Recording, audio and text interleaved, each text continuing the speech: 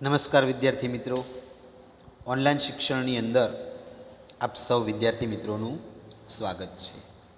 મિત્રો, આજે આપણે ધોરણ 11 વિષય સંસ્કૃતની અંદર સંસ્કૃત સાહિત્યનો પરિચય એના વિશે અભ્યાસ કરીશું. મિત્રો, સંસ્કૃત સાહિત્યનો પરિચય એટલે કે સંસ્કૃતની અંદર જે સાહિત્ય રચાયેલું છે, સંસ્કૃત કવિઓએ ભારતીય સંસ્કૃતિ માટે જે સાહિત્યની રચના કરી અને એ બધું સાહિત્ય આપણા વેદો, ઉપનિષદો, બ્રાહ્મણ ગ્રંથો, આરણ્યકો, સંસ્કૃત કવિઓના નાટકો, આ બધું જ સંસ્કૃત સાહિત્યનો ઇતિહાસ કહેવાય. તો મિત્રો, એનો આપણે અભ્યાસ કરવા તરફ જઈ રહ્યા છીએ. સૌપ્રથમ પ્રસ્તાવના જોઈએ. સંસ્કૃત સાહિત્યના મુખ્ય બે વિભાગ છે: વૈદિક સાહિત્ય અને પ્રશિષ્ટ સાહિત્ય. સંસ્કૃત સાહિત્યના કેટલા વિભાગો છે? તો કે બે વિભાગ. કયા કયા? તો કે વૈદિક સાહિત્ય અને પ્રશિષ્ટ સાહિત્ય. વૈદિક સાહિત્ય એટલે વેદોની અંદર જે લખાયેલું છે તે, અને પ્રશિષ્ટ આધુનિક સંસ્કૃત સાહિત્યની અંદર જે લખાયેલું છે તે. વૈદિક એટલે વેદોની અંદરનું, અને પ્રશિષ્ટ એટલે અત્યારનું કવિઓ લેખકોએ જે લખેલું છે તે.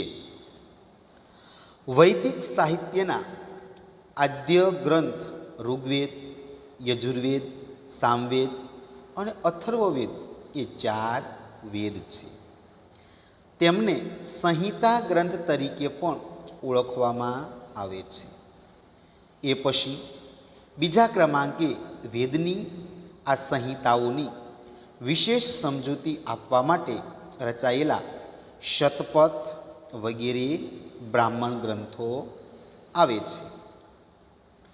ત્યારબાદ વૈદિક સાહિત્યમાં ઐત્રેય વગેરે આરણ્ય ગ્રંથોનો, ઈશાવાસ્ય ઉપનિષદ વગેરે ઉપનિષદો તથા વેદોની જાળવણી માટે રચાયેલા શિક્ષા, કલ્પ, વ્યાકરણ, નિરુક્ત, છંદ અને જ્યોતિષ એ 6 વેદાંગોનો ક્રમ છે.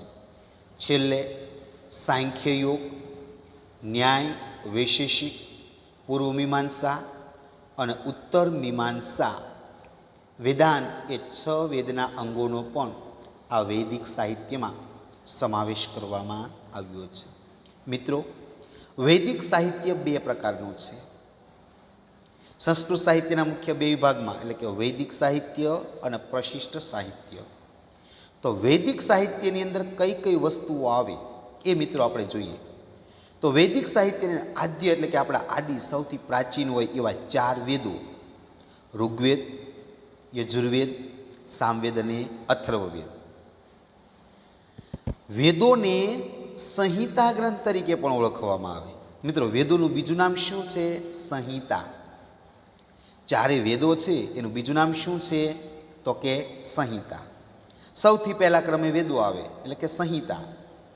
એ પછી બીજા ક્રમાંકે વેદની આ સંહિતાઓની વિશેષ સમજૂતી આપવા માટે રચાયેલા શતપથ બ્રાહ્મણ ગ્રંથો આવે. બીજા નંબરે શું આવે? કે આ વેદોની વિશેષ માહિતી આપવા માટે લખાયેલા શતપથ બ્રાહ્મણ ગ્રંથો. ત્યારબાદ ત્રીજા નંબરના ક્રમે વૈદિક સાહિત્યમાં ઐત્રેય વગેરે આરણ્યક ગ્રંથો, ઈશાવાસ્ય ઉપનિષદો તથા વેદોની જાળવણી માટે રચાયેલા શિક્ષા, કલ્પ, વ્યાકરણ, નિરુક્ત અને જ્યોતિષ આ 6 વેદાંગોનો ક્રમ છે.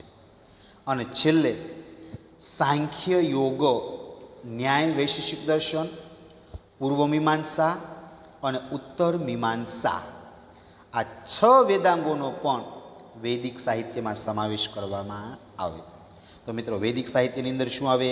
તો કે 4 વેદો, પછી શતપથ બ્રાહ્મણ ગ્રંથો, ઐત્રેય બ્રાહ્મણ ગ્રંથો, ઈશાવાસ્ય ઉપનિષદો, 6 વેદાંગો, ન્યાય વૈશેષિક, પૂર્વ મીમાંસા અને ઉત્તર મીમાંસા, આ એટલાનો સમાવેશ કરવામાં આવે છે. ત્યારબાદ મિત્રો જોઈએ, ઉપર જોયું તેમ વૈદિક સાહિત્યનો પ્રારંભ વેદની સંહિતાઓથી થાય છે. વેદની આ સંહિતાઓ 4 છે. મિત્રો, વેદનું નામ શું છે? સંહિતા. વેદોનું બીજું નામ શું? સંહિતાઓ. ઋગ્વેદ, યજુર્વેદ, સામવેદ અને અથર્વવેદ.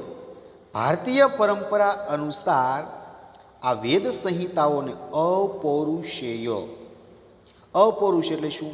અર્થાત તે કોઈ વ્યક્તિ વિશેષની રચના નથી, એટલે કોઈ વ્યક્તિએ લખેલા નથી. ઈશ્વર પોતે જ તપથી પવિત્ર થયેલા ઋષિઓના હૃદયમાં વેદોને પ્રકાશિત કર્યા છે. ઈશ્વર જેમ અનાદિ, અનંત અને અવિનાશી છે, તેમ ઈશ્વરનું જ્ઞાન એવા વેદો પણ અનાદિ, અનંત અને અવિનાશી છે. જેમના હૃદયમાં વેદોનો પ્રકાશ થયો તે ઋષિઓ મંત્રદ્રષ્ટા કે વેદના દ્રષ્ટા કહેવાય છે. ઋષય મંત્રા દ્રષ્ટકાર. આવા ઋષિઓના નામ આજે પણ જે તે મંત્રની સાથે ઉલ્લેખ પામે છે.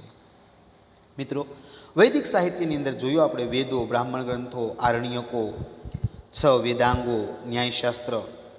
તો ઉપર જોયું તેમ વૈદિક સાહિત્યનો પ્રારંભ વેદની સંહિતાઓથી થાય.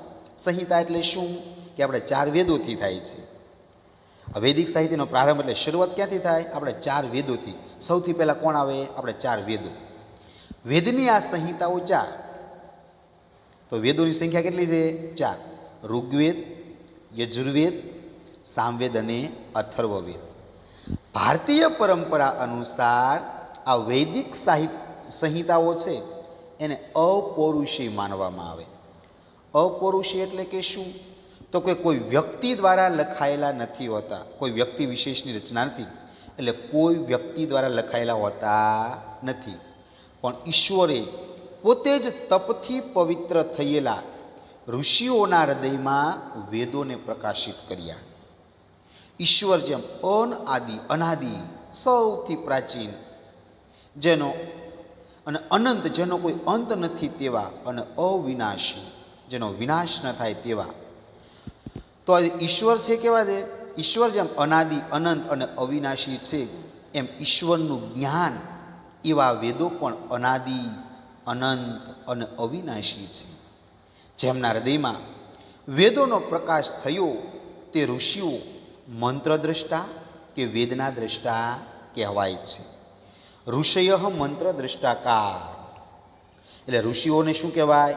મંત્રદ્રષ્ટા કે વેદના દ્રષ્ટા કહેવાય છે. વેદના દ્રષ્ટાઓ કોણ છે? મંત્રદ્રષ્ટા તો કે ઋષિઓ. આવા ઋષિઓના નામ આજે પણ જે તે મંત્રની સાથે ઉલ્લેખ, જે તે શ્લોક હોય ને નીચે લખેલું હોય જે તે ઋષિઓનું નામ. વેદનો આવિર્ભાવનો સમય, વેદનો આવિર્ભાવનો સમય સૃષ્ટિનો પ્રારંભ કાળ છે એવું ભારતીય પરંપરા માને છે. વિશ્વના વિદ્વાનોના મત મુજબ ઋગ્વેદ વિશ્વનો પ્રાચીનતમ ગ્રંથ છે. આ ઉપરથી એ સ્પષ્ટ છે કે વેદ સાહિત્ય સૌથી પ્રાચીન છે. વેદનો આવિર્ભાવ એટલે કે એની ઉત્પત્તિ, એની શોધખોળ એ ક્યાંથી? તો કે સમય જ્યારે સૃષ્ટિનો પ્રારંભ કાળ છે, એટલે કે સૃષ્ટિ જ્યારે રચના થઈ ત્યારથી જ વેદોની પણ રચના થઈ છે એવું ભારતીય મત પ્રમાણે માનવામાં આવે છે. વિશ્વના વિદ્વાનોના મત મુજબ ઋગ્વેદ વિશ્વનો સૌથી પ્રાચીન ગ્રંથ. વિશ્વનો સૌથી પ્રાચીન જૂનો ગ્રંથ કયો? તો કે ઋગ્વેદ. આ ઉપરથી એ સ્પષ્ટ છે કે વેદ સાહિત્ય સૌથી પ્રાચીન છે. વિશ્વનો સૌથી પ્રાચીન ગ્રંથ ઋગ્વેદ, તો વેદો છે એ વેદ સાહિત્ય કેવું? સૌથી પ્રાચીન વેદ સાહિત્ય છે. વેદ શબ્દનો અર્થ. વેદ શબ્દ વિદ ધાતુ પરથી બન્યો છે.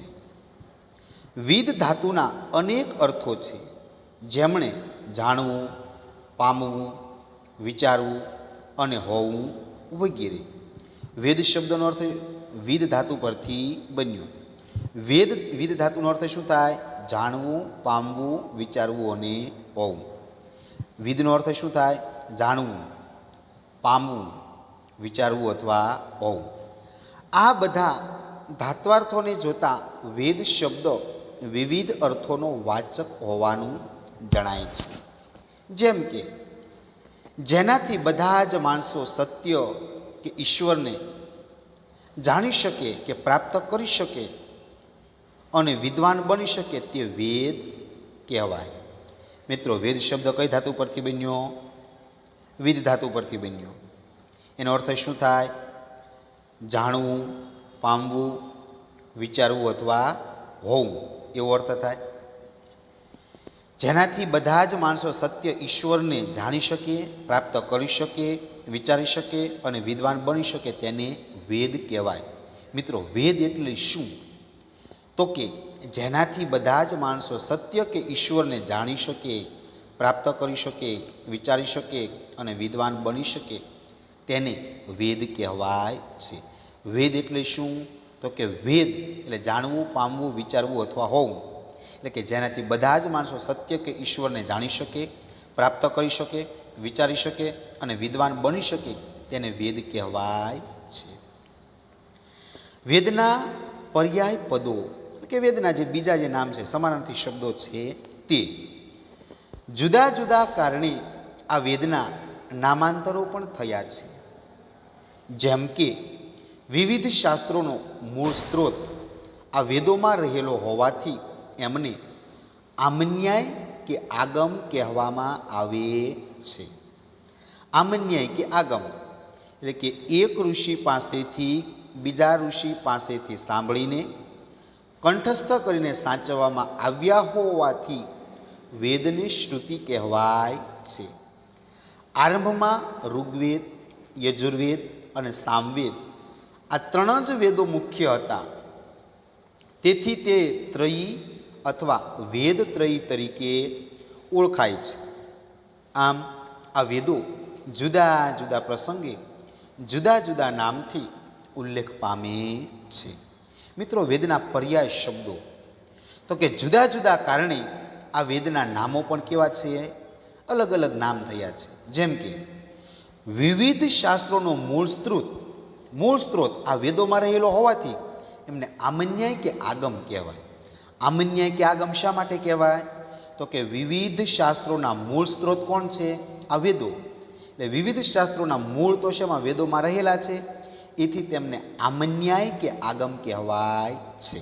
ત્યારબાદ એક ઋષિ પાસેથી બીજા ઋષિ પાસેથી સાંભળીને કંઠસ્થ કરીને સાચવવામાં આવ્યા હોવાથી વેદને શ્રુતિ કહેવામાં આવે. શ્રુતિ એટલે સાંભળવું, એક પાસેથી બીજા કાન દ્વારા સાંભળવું.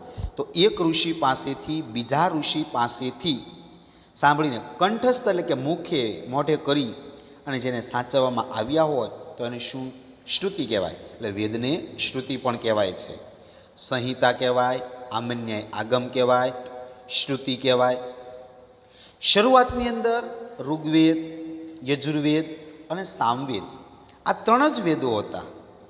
તેથી આ ત્રણેય વેદોને શું કહેવાતું? ત્રયી અથવા વેદ ત્રયી તરીકે ઓળખાય. મિત્રો, પ્રશ્ન પૂછાય, ત્રયી એટલે શું? અથવા વેદ ત્રયી એમાં કયા કયા વેદોનો સમાવેશ થાય? તો કે ઋગ્વેદ, યજુર્વેદ અને સામવેદ આ ત્રણ વેદોને ત્રયી કહેવાય છે.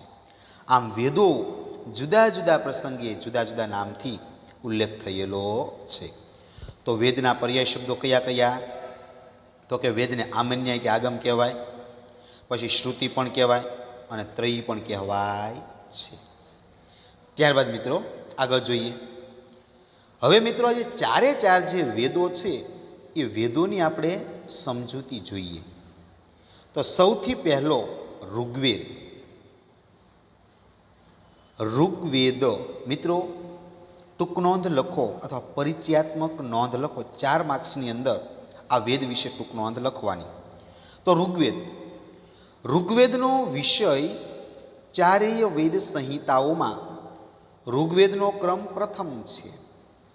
ઋગ્વેદ પ્રાચીનતમ વેદ છે. ઋચ ધાતુ ઉપરથી ઋક કે ઋચા શબ્દ બન્યો છે.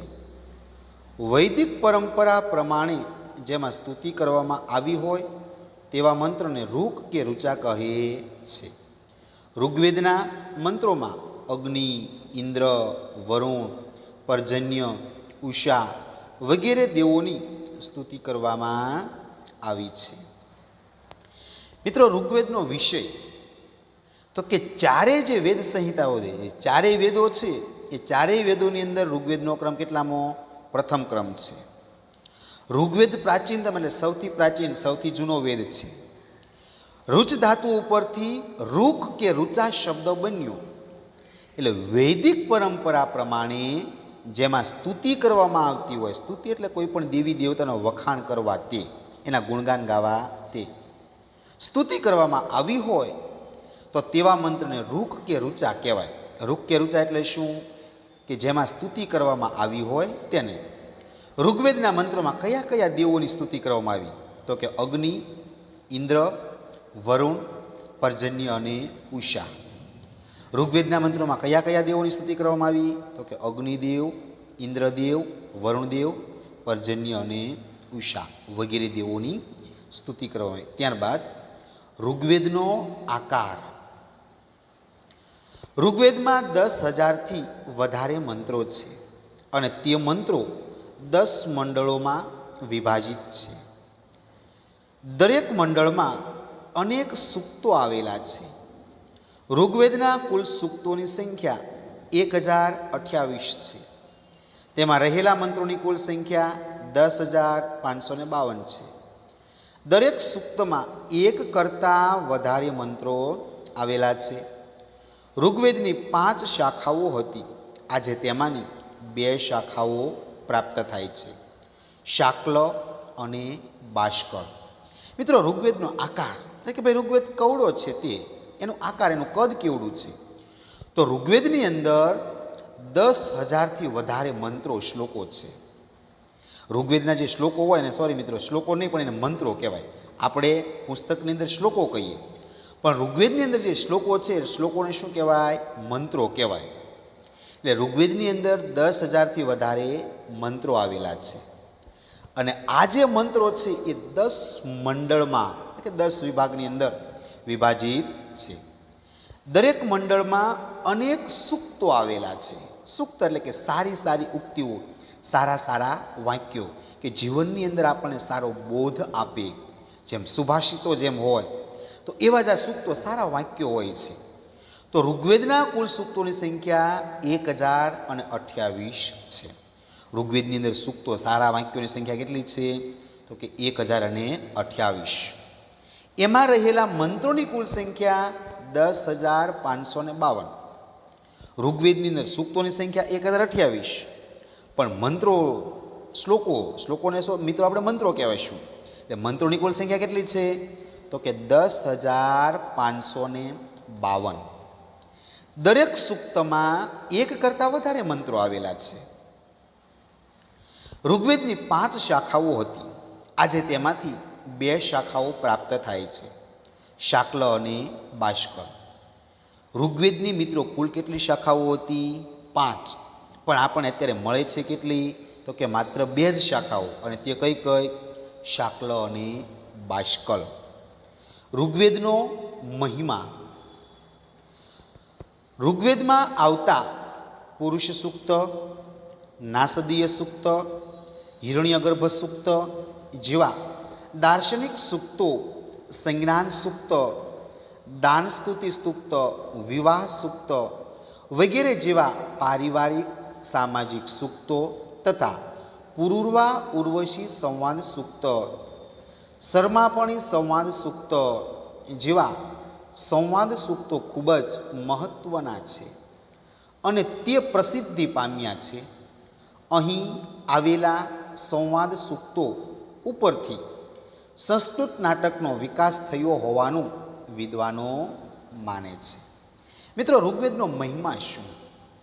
તો કે ઋગ્વેદની અંદર પુરુષ સૂક્ત, નાસદીય સૂક્ત, હિરણ્યગર્ભ સૂક્ત વગેરે જેવા દાર્શનિક સૂક્તો, સંજ્ઞાન સૂક્ત, દાન સ્તુતિ સૂક્ત, વિવાહ સૂક્ત, પુરુર્વા ઉર્વશી સંવાદ સૂક્ત, સરમાપણી સંવાદ સૂક્ત વગેરે જેવા સંવાદ સૂક્તો એટલે એકબીજા સાથે વાતચીતો કરતા હોય એવા સંવાદો ખૂબ જ મહત્ત્વના છે અને તે ખૂબ જ પ્રસિદ્ધિ પામ્યા.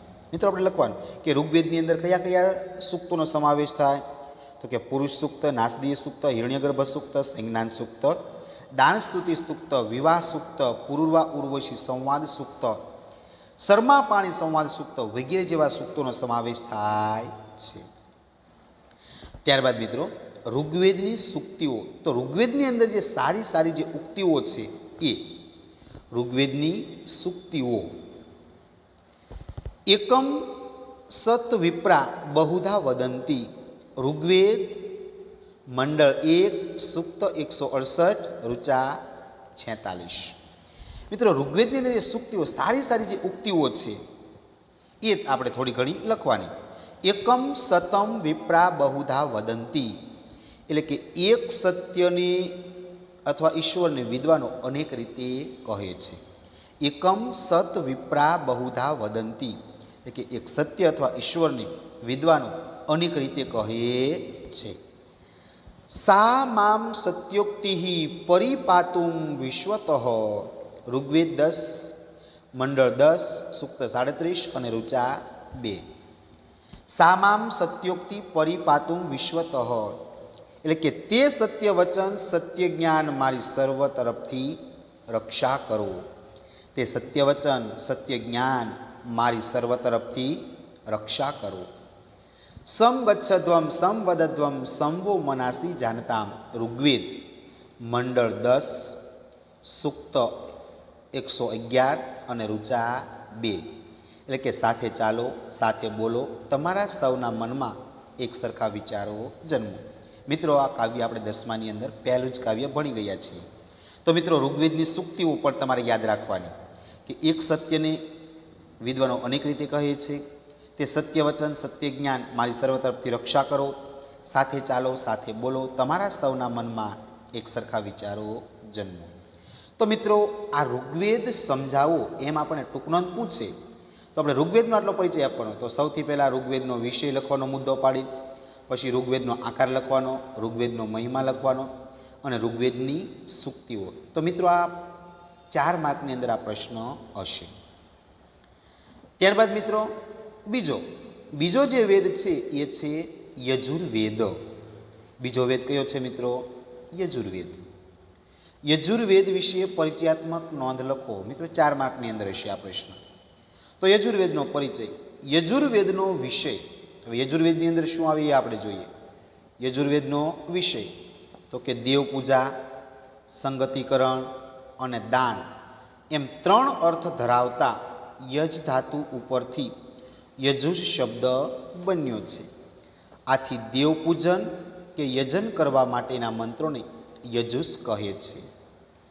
આમ આ વેદમાં આવતા યજુષ મંત્રો અનેક પ્રકારના યજ્ઞ યાગાદી વિધાનો સાથે સંબંધ ધરાવતા હોવાથી સંહિતા ગ્રંથને યજુર્વેદ કહેવામાં આવ્યો છે.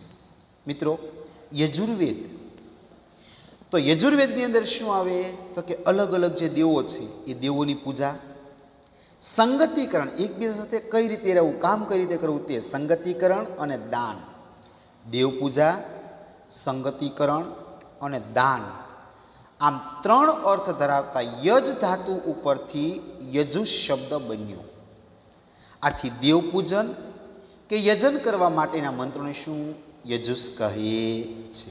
આમ આ વેદમાં આવતા યજુષ મંત્રો અનેક પ્રકારના યજ્ઞ આદિ વિવિધ વિધાન સાથે સંબંધ ધરાવતા હોવાથી આ સંહિતા ગ્રંથને યજુર્વેદ કહેવામાં આવે છે. ત્યારબાદ મિત્રો યજુર્વેદનો આકાર. યજુર્વેદની અંદર કેટલા શ્લોકો આવેલું છે તે. તો યજુર્વેદનો આકાર, યજુર્વેદમાં 1975 જેટલા મંત્રો છે.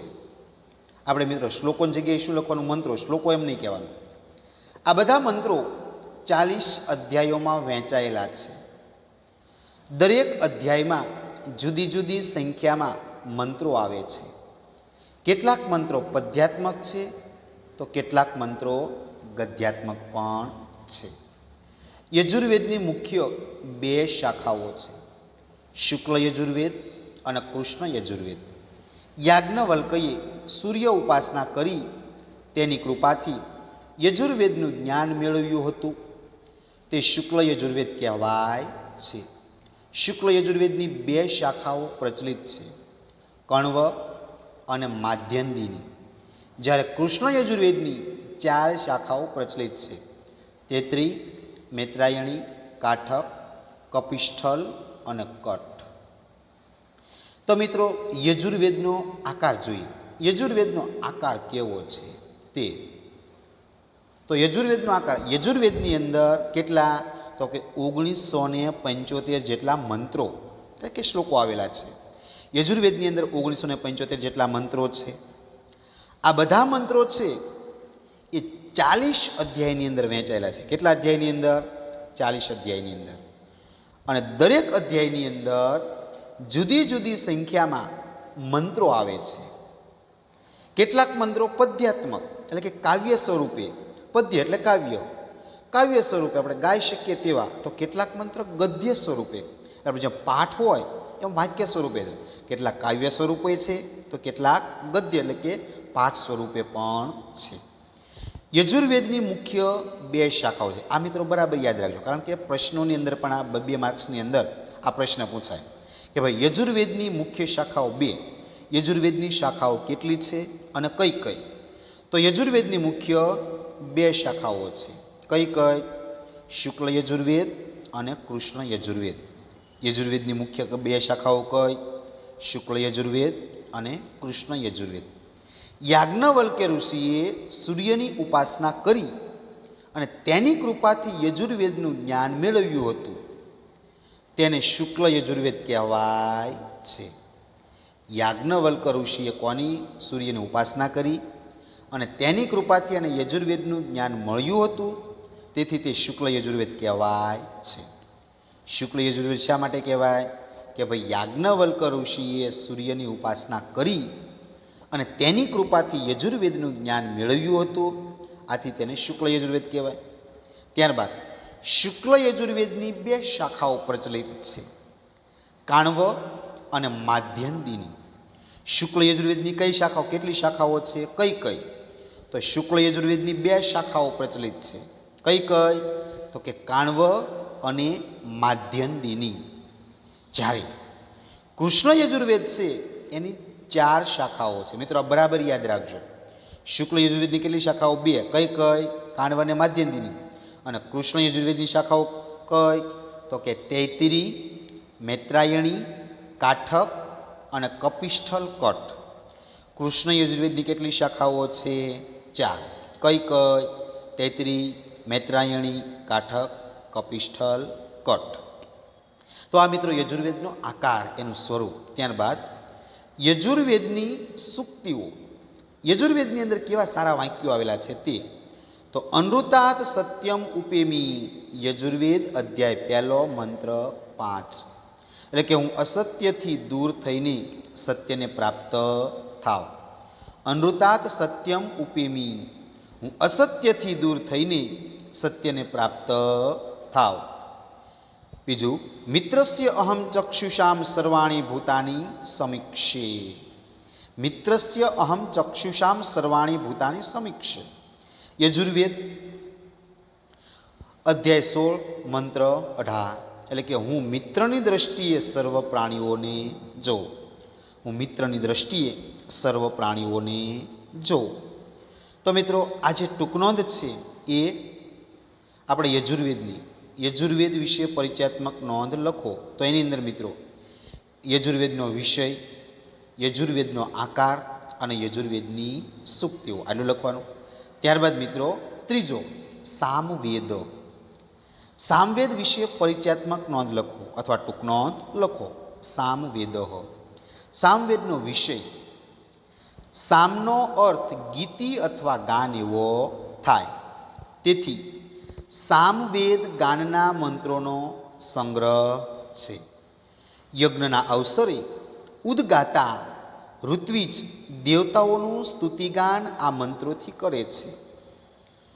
વેદાનામ સામવેદો અસ્મિ, એટલે કે વેદોમાં હું સામવેદ છું. એમ કહીને શ્રી કૃષ્ણ ભગવાને ભગવદ્ ગીતામાં સામવેદનો મહિમા બતાવ્યો છે. સામવેદ મિત્રો, સામવેદનો વિષય તો સામનો અર્થ ગીતિ અથવા ગાન એવો થાય. સામવેદનો અર્થ શું થાય? ગીતિ અથવા ગાન. સામવેદ છે, સામવેદના ગાનના મંત્રોનો સંગ્રહ છે. સામવેદની અંદર શું થાય? ગાવાના મંત્રોનો સંગ્રહ છે.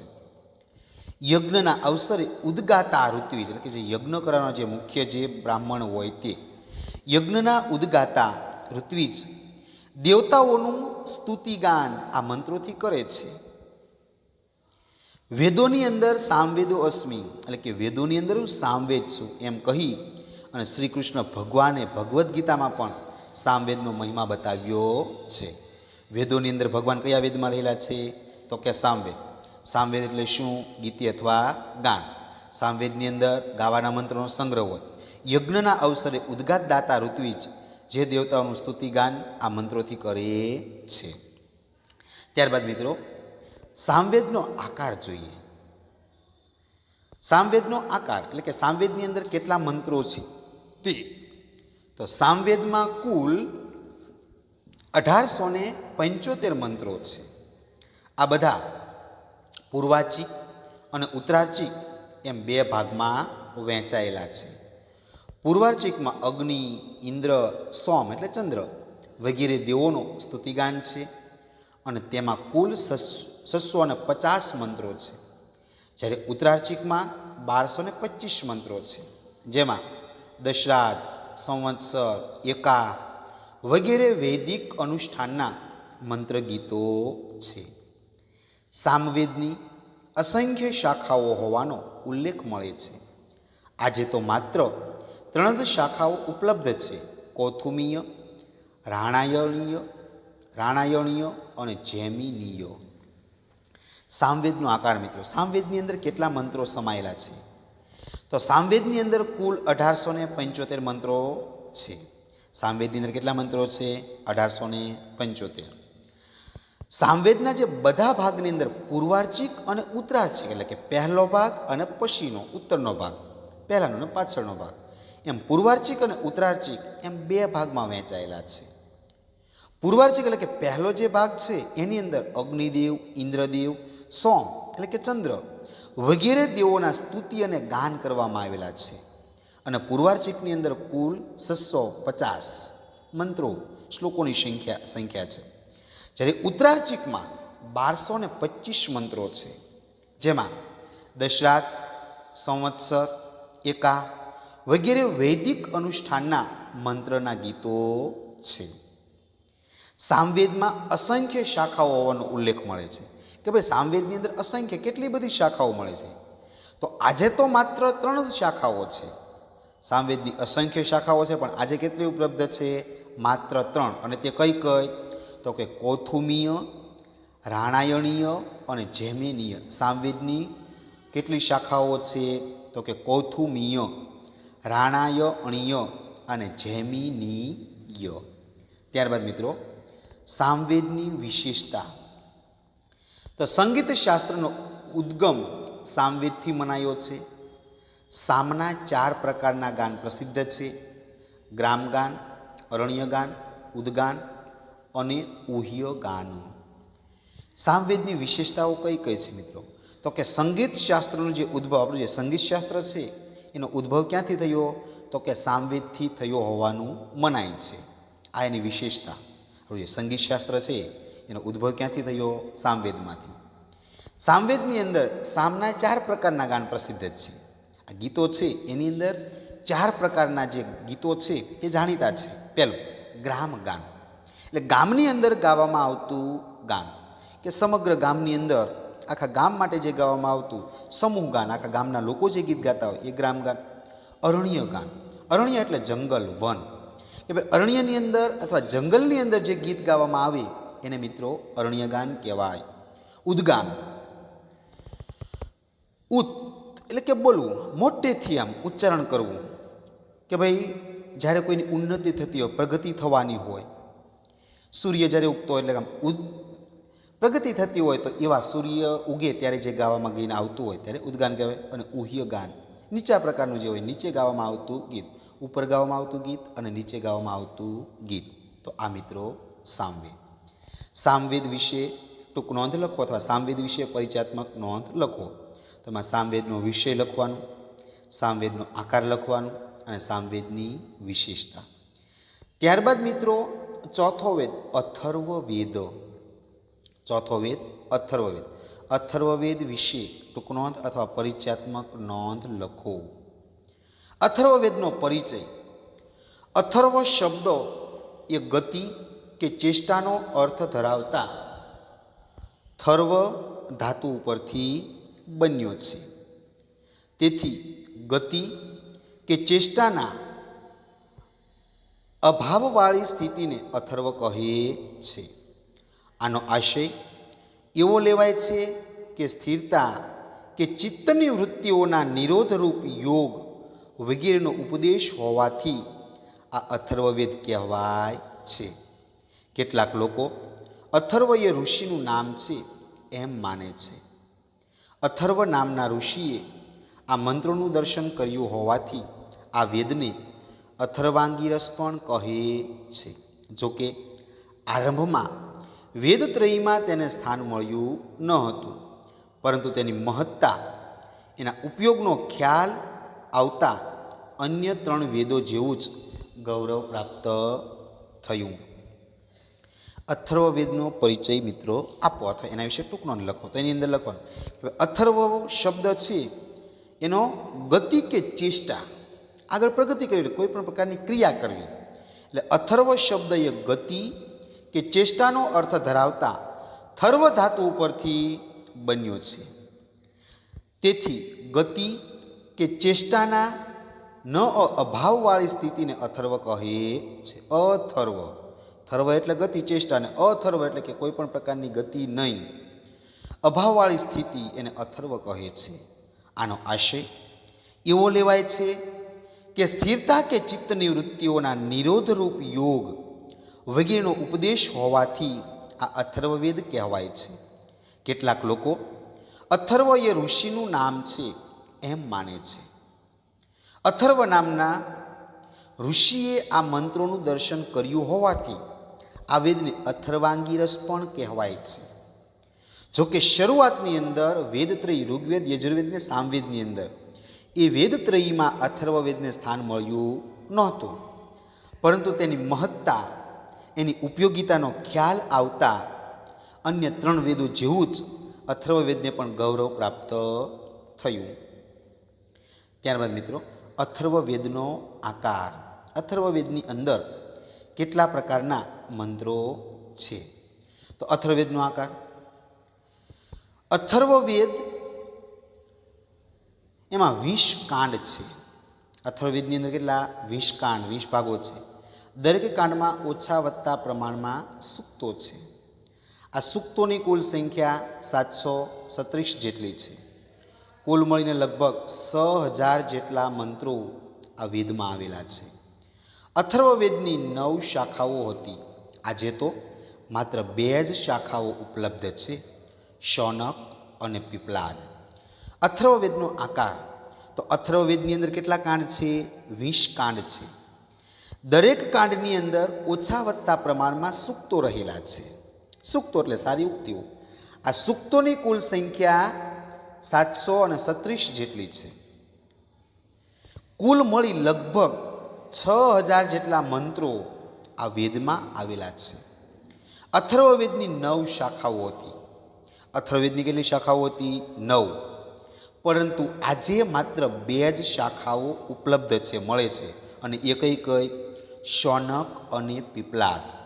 અથર્વવેદની અંદર કાંડની સંખ્યા 20, કુલ સંખ્યા 736, 6000 જેટલા મંત્રો, 9 શાખાઓ હતી, પરંતુ આજે 2 શાખાઓ, શૌનક અને પીપલાદ.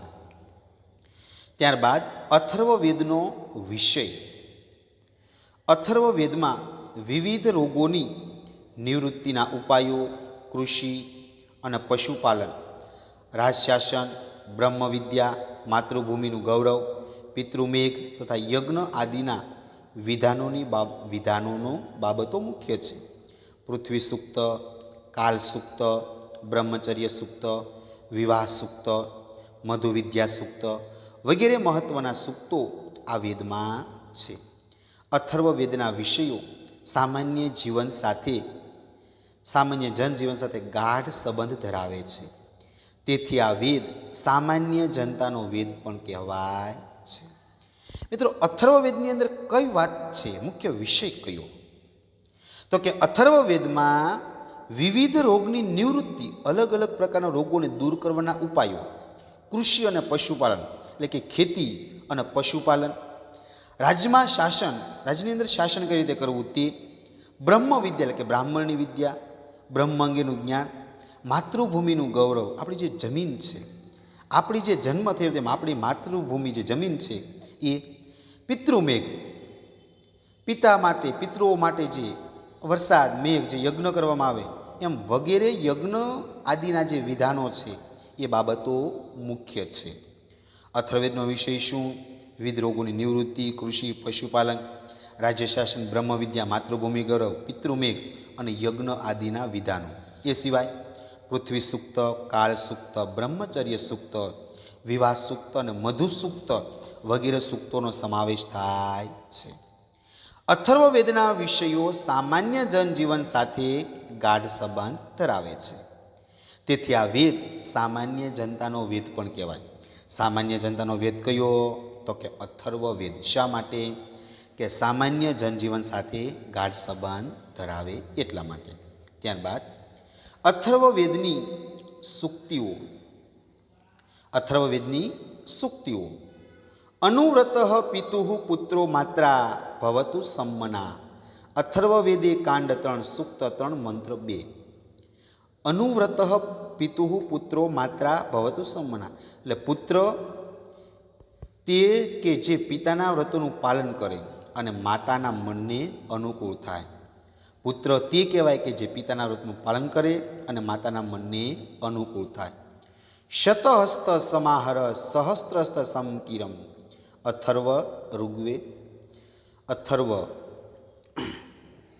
અથર્વવેદની અંદર કાંડ 3, સૂક્ત 24 અને મંત્ર 5. હે માનવ, તું સેંકડો હાથોથી ભેગું કર અને હજારો હાથથી વહેંચ. શતસ્ત્ર સમાહરમ સહસ્ત્રમ સમકીરમ. અથર્વ.